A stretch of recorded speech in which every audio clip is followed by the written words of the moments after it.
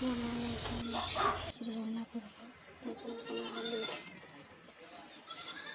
বেগুন, ঝিঙা একটি দিয়ে, ডাল, চাল দিয়ে, পাঁচফোড়ন, তেজপাতা, শুকনো লঙ্কা দিয়ে,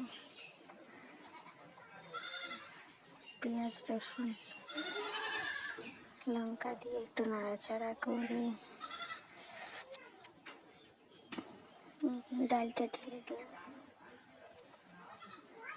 নাড়াচাড়া করে নেব। চালটা দিয়ে দেব।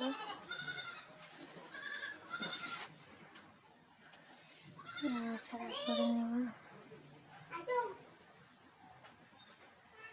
বেগুন সবজিটা দিয়ে দিলাম।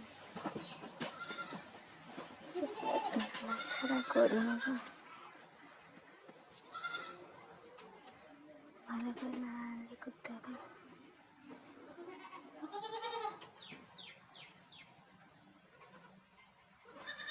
হলুদ দিয়ে দিলাম।